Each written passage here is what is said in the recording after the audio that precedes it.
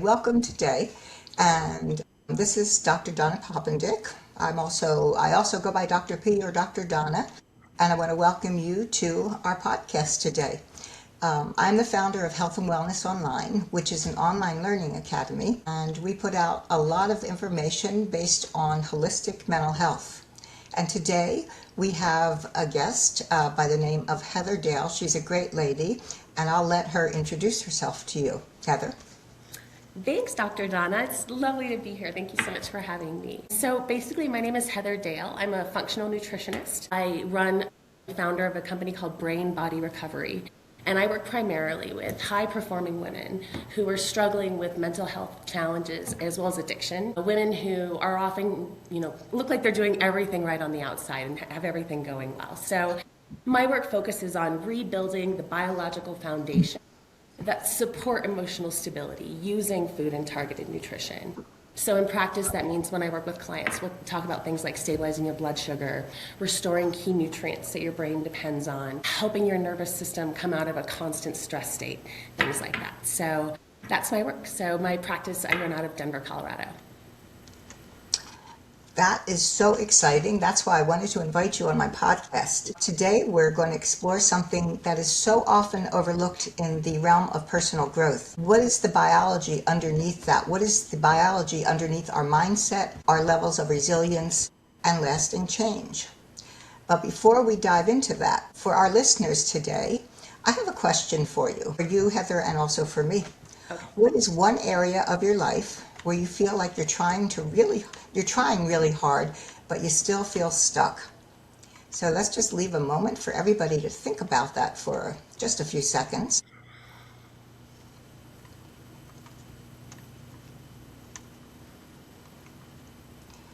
And I'm thinking about something that I still feel kind of stuck in myself, and that is releasing old feelings, usually from my early childhood, which were very difficult, releasing them so that I can move forward in the present and going forward into the future. What is it for you, Heather? Oh man, that's a good question. I would say one of the biggest ones that I've been working on over the past year is creating boundaries around my business and my work life and my home life, because what I do, I'm so extremely passionate about that it bleeds into everything. And so I've really been having to work on creating boundaries. I actually even set up a little personal office space where I know that, at the end of the day, I can close my computer and I'm not allowed to open it again. But so that is one thing I'm working on is setting boundaries with myself and honoring, the commitments I've made to myself and my family. That's really good. I'm sure our listeners have their own issues. So next question, Heather, what actually led you into the work that you're doing now? Okay, so I came about this in kind of a circuitous route, a little bit non-traditional. So my first career was actually spent internationally working on food systems. So I spent years thinking about basically how we get food from farms to people's plates in terms of production and processing and marketing. So I've always been really interested in food.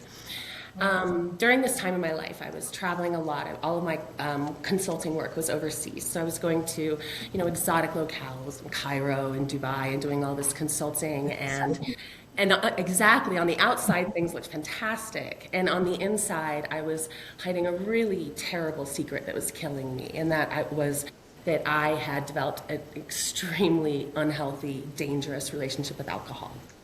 Yikes. And I was extremely effective at hiding it from everyone.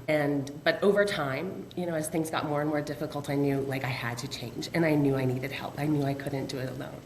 So I started into the world of addiction and all that entails. So everything from attending more than one inpatient rehab, doing intensive outpatient, going to therapies, going to meetings, trying different organizations, not just AA, Smart Recovery, Women in Recovery, Dharma Recovery, Yeah. Wow. And I was doing all of this, and I would go through periods where things were really great, and then something would happen. And it could be a really minor stressor. It wouldn't have to be like the dog died. It could be that I got cut off in traffic, and that had been after my kid had been fighting, and all of a sudden things felt overwhelming, and I couldn't get off of this recovery, relapse, withdrawal, recovery cycle. And it lasted for years and it was so miserable. And so finally, after all of this, I knew that something had to change. And I felt that I had been doing everything that the recovery world told me to do, and it still wasn't working. And so I started to dig deeper and I started to look at the biology. Because, one thing that I came to realize was that we talk a lot about mindset in recovery, but we don't actually talk about the brain as a physical organ that requires things like, nutrients for neurotransmitter production, amino acids. It requires all of these wonderful things that we get exclusively from food. And as long as we weren't talking about food in this circumstance, I felt that we were missing a massive part of the puzzle. The model was simply incomplete. So after lots and lots of research, I came across Christina Veselak's program with the Alliance for Addiction Solutions, and I did everything. I took everything she had to offer because it was just incredible, and she really helped me put a framework around these ideas that I've been thinking about for a long time. Yeah. So sorry if that was a little bit of a long answer, but so that's how I ended up doing what I'm doing. So I started out in food, right out of graduate school in my early 20s, and then it kind of came full circle, and now I work on food, on the other side as consumers and as owners of big, beautiful brains that need to be, taken care of. Yeah, we love Christina, by the way. Can't say that. So, also, what patterns do you see in women, like particularly those that you treat, who feel stuck even after trying therapy like you with their mindset work or self-improvement? Do you see other patterns other than your own? Well, I see similar patterns for both of us. I see a lot of myself reflected in the women I work with, which is, I think, partly why I love what I do. Yeah. So I think that the pattern that I see a lot with the women who come to me tend to be, again, very high performers, very successful in their personal lives, whatever that looks like. They're the best mom, or, the top lawyer in their firm, or whatever that means. But they have such high standards of perfection for themselves, and believe, I think, in some ways that they need to be the best and better than everyone around them, and anything less than that just won't do. And that level of self-critique without support can be really scary and damaging. And by support, I don't just mean things like community, which is incredibly important, however that looks for you. But it does mean recognizing a lot of the women who come to me, most of them undereat, most of them skip breakfast. We have a lot of, I think, you could call it comorbidity if you wanted to be scientific, but we have a lot of overlap with high-performing women who struggle with substance use and also who struggle with a lot of eating and body issues. And so when you combine women who self-medicate with alcohol or pills or whatever with women who, want to live up to a certain societal standard of what beauty is, and it's a really toxic combination. And so I spend a lot of my time actually just talking to women about that part, about just learning that food is life, and it is the source that's good and wonderful. And you can talk to a therapist all day until the cows come home, but if you don't have enough protein, enough amino acids to help generate, new neurotransmitters, things that make you feel wonderful, like serotonin and dopamine and oxytocin, if you don't eat the food that will actually generate that, you're never really going to hit that final mile of, being happy and not struggling. Yeah. So, one of my issues is that people think that they need to eat very little bit of fat, especially, especially the cholesterol that makes up your brain matter. absolutely. And this is I know, yeah, and I feel like so much of my job is actually just spent on education, because I feel like, we're still in a pattern of, thinking like the 1990s, where, you would go and buy fat-free everything, not recognizing that, in order to make food palatable, when you remove fat, you put in sugar. Yeah. Yeah. And the bigger issue, obviously, that our brain is 60% cholesterol. I mean, our brain is made up of cholesterol and saturated fat. It is absolutely necessary for us to eat them in order to get the building We blocks. need to eat healthy cholesterol. Not, there's unhealthy forms. Absolutely. Maybe for another discussion sometime. Absolutely. Yeah. A whole Yes. discussion on fat. Yeah, right. So yeah, I'm enjoying a lot of fat in my foods right now. And guess what? I haven't gained weight. Amazing. And do you have steady moods? You're not having the big Much hangry better. spikes. Yes, much better, much better. So, next question I have for you. Why do you say willpower and motivation are in part biological states? When you think about willpower, okay, I'll use an example that I think every woman, every person can relate to. So let's say you're in a place where you want to put on a little bit more muscle, let's say, something like that. Just a change that requires food. And so you have a very, very clear idea in your head of what that looks like. You know the kind of foods that you need to eat. You have your gym regimen in place. You have all of these things in place, right? And so you're getting ready and you're going to go to the store to pick up the items for the week. And you make the mistake that we've all made, which is you don't eat before you go to the store. And you arrive there hangry. And so all of a sudden, all of the wonderful ideas you had in your head of getting, the grass-fed beef and, the organic chicken, and all of a sudden, those sleeve of Oreos look like not such a terrible idea. And that is a really simple illustration of when willpower and biology collide. So what you want to have, what your long-term future self says you want, is like a little bit more tone. I'm getting older. I want to be strong, And then the moment of extremely low blood sugar, and you don't have that willpower, and it's gone, and that is 100% biological. And so I think that that's something that we don't think about, because when people talk about willpower, they talk about these mindset tricks and these hacks on how to do this, when in reality, what you need to do is make sure that your brain is online. And the only way your brain is online, the thinking, executive functioning part, your prefrontal cortex, the only way that's going to function is if it's well fed. And if it's not, then the lizard brain comes online, because literally at that point your brain is thinking you need to survive. Especially with something like blood sugar, when it tanks too low, your brain system goes offline, and all it says is we need to get blood sugar back up as fast as possible, which is where a lot of the problems come. Yeah, I know with me, the rationalization in my brain starts, and why I can allow myself just one or two Oreos or something like that. And even though I know it's not true, that I would feel much better without going there, there it goes. Yeah, It's yeah. amazing, isn't it? And us women are so hard on ourselves when we think that it's a character flaw. And Yeah. that's something that I really spend a lot of time talking about as well, as the difference between what a character is and what a behavior is based on, limited resources for your brain. Yeah. They're different things. Yeah, so learning about this is very good for our self-esteem, actually. It is, and it gives us hope, because all of a sudden you're not like this type of person. Oh, I'm a lazy person who doesn't keep promises to myself. That's not true. I'm a person who I understand before I go shopping, I need to make sure my blood sugar is stable so I don't make choices that I regret later. Yeah, yeah. Yeah. So moving on, I am an adult child. There was addiction in my family, although I never fell into the drug addiction trap. Certainly I was in the food addiction trap. But you and I have talked about the concepts of being, in terms of substance use, being recovered versus being in a constant state of in recovery. And I wanted to expand a little bit more about that. So what does it mean when you say you consider yourself to be recovered rather than permanently in recovery? Yeah, and I know that this in some worlds is a really controversial statement. In the addiction world, it Yes. certainly is controversial. Yeah.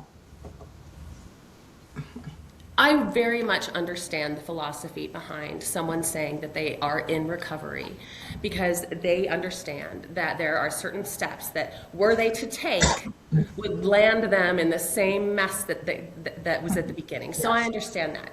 And so, being vigilant and aware of things that are potentially triggering or dangerous or compromising to you in your sobriety, absolutely, every single day. I'm very mindful of the choices I make.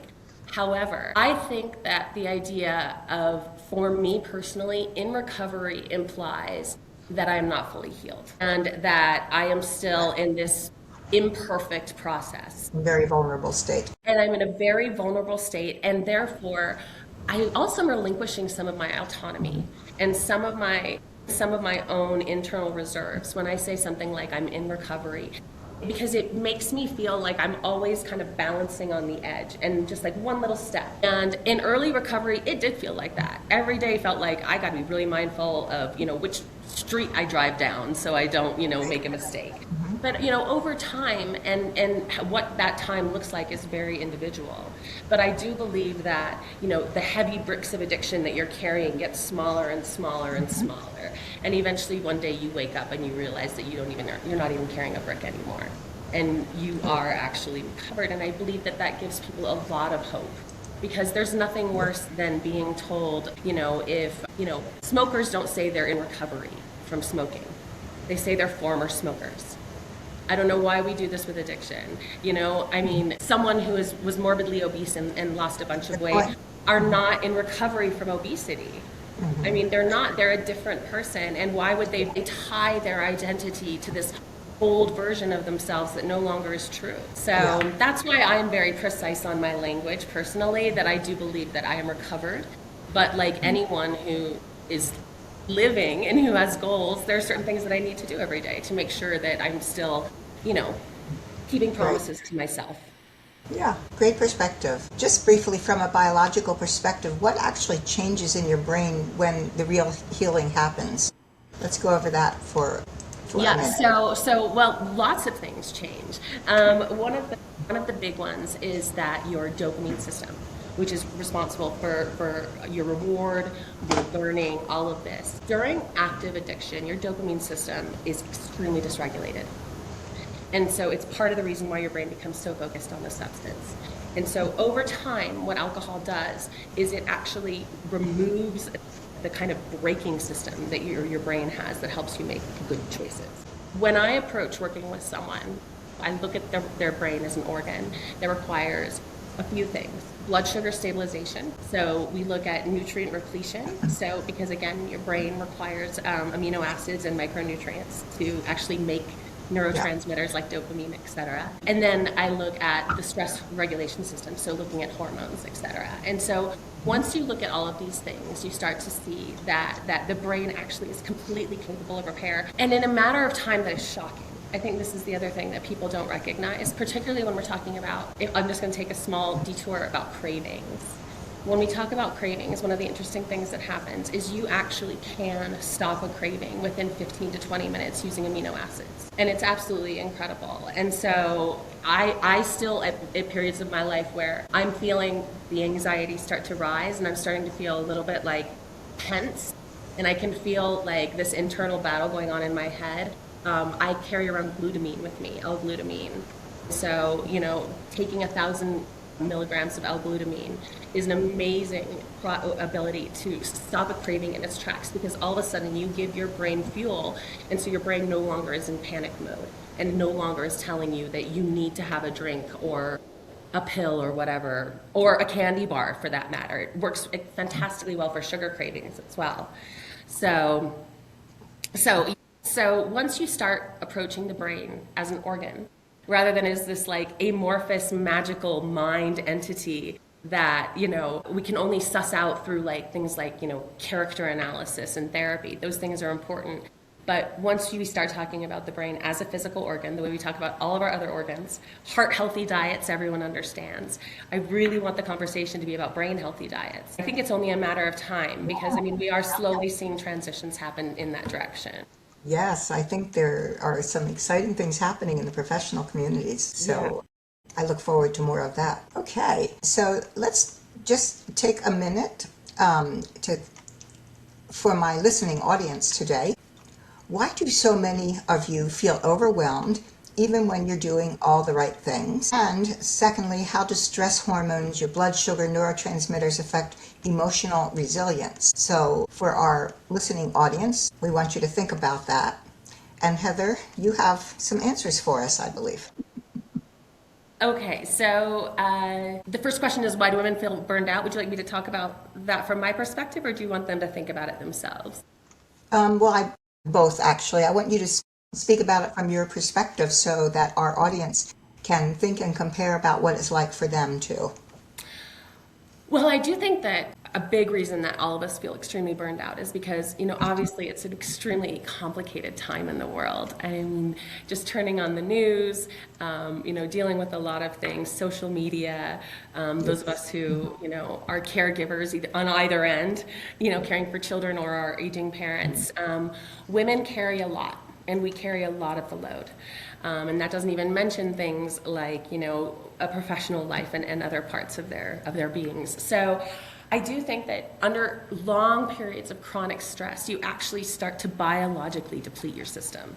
And I think this is something that maybe people don't quite understand, Right. is that when stress is constant, your neurotransmitters actually get used at a much higher rate. And combining that with, if your diet is depleted in key micronutrients, those are also depleted at a higher rate. So I think a lot of people think about magnesium. A lot of us know about magnesium. It's great for helping with sleep, with relaxation, calm, etc. Magnesium is extremely depleted in times of high stress, as well as times of alcohol use and drug use.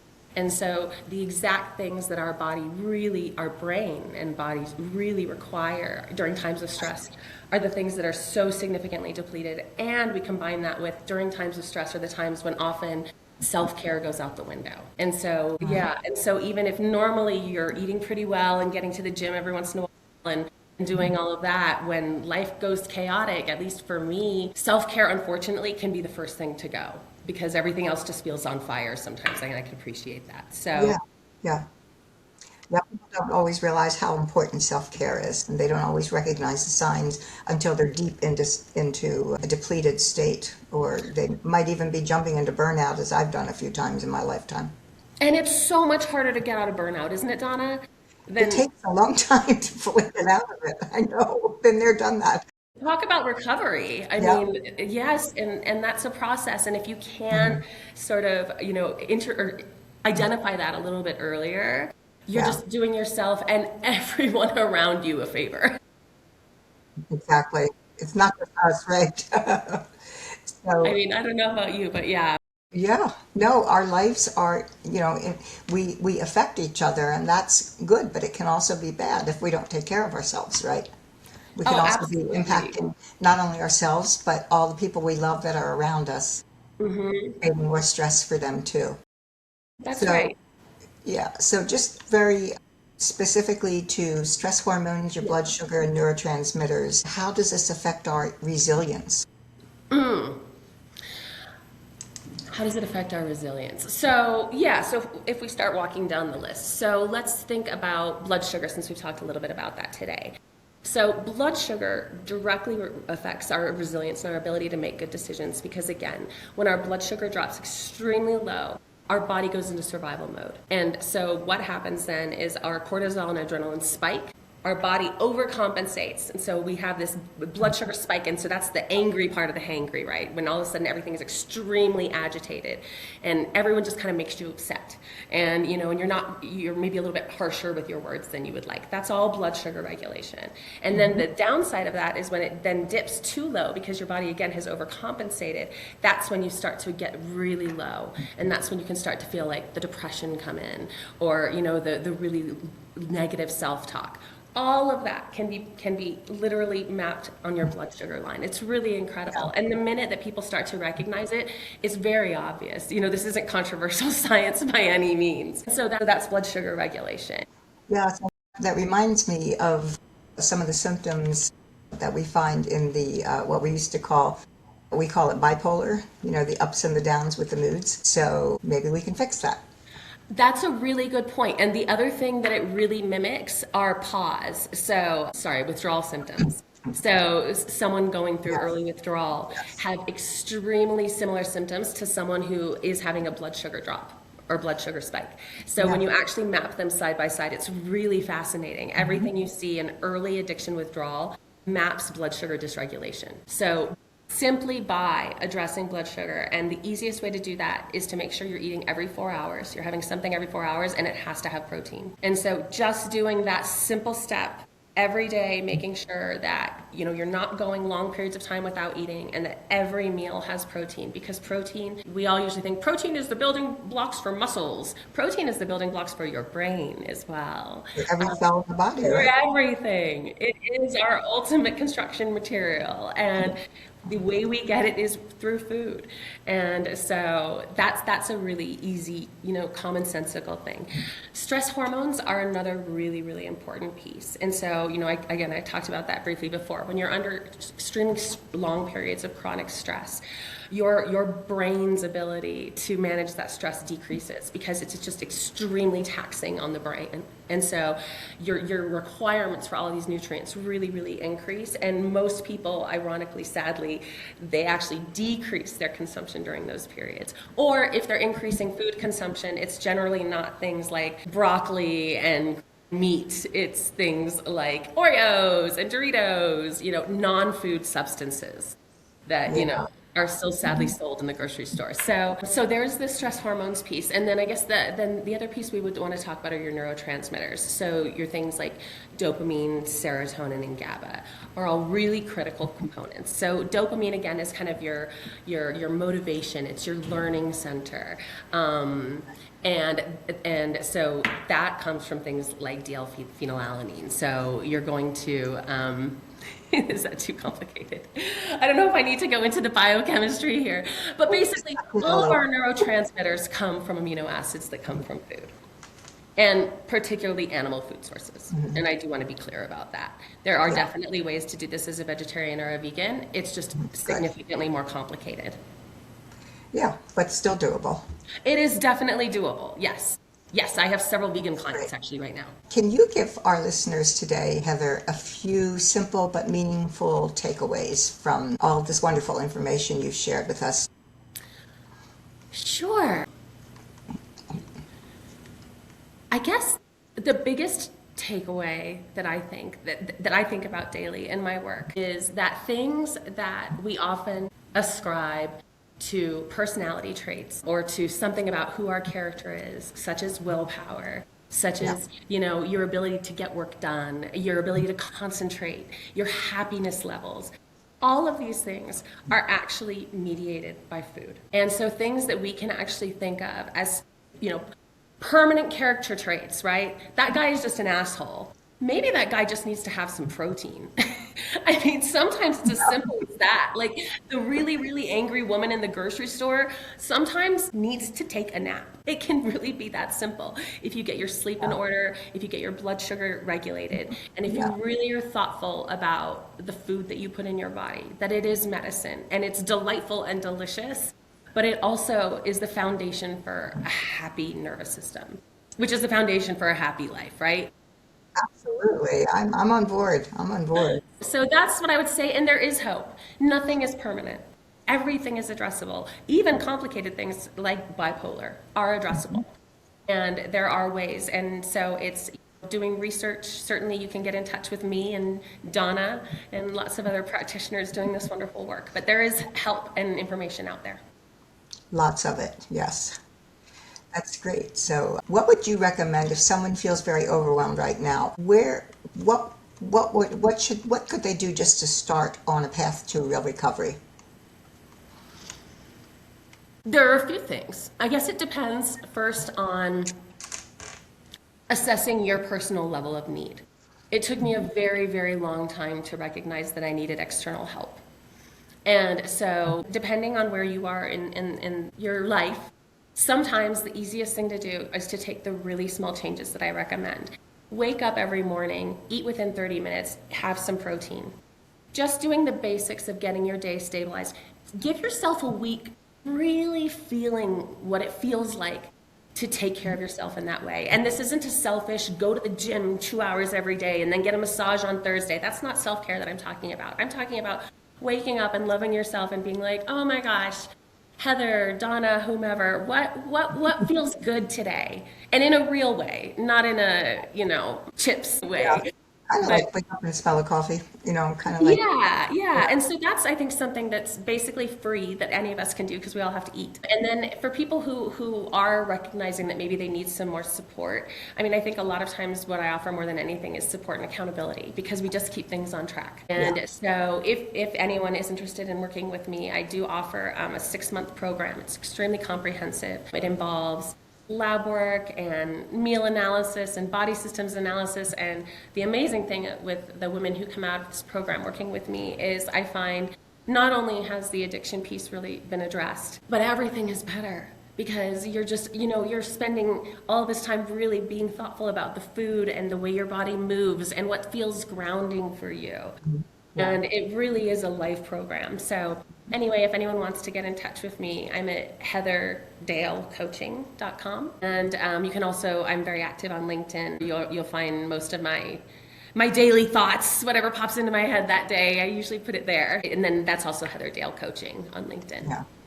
I want to thank you so much for joining us. Your information is just phenomenally great, and we're here to help people when they start on a road to recovery, regardless whether it's substance use or anything else. We're here to help you and give you courage and motivation. So again, thank you so much. Till we meet again, I'd love to have you back sometime soon. I know, I'm going to make my way to Ohio, Donna, I promise. Oh, great. I Even will better. figure it out. Thank you so much, Dr. Donna. It was really lovely to be able to talk to you and to see you again. Thank you.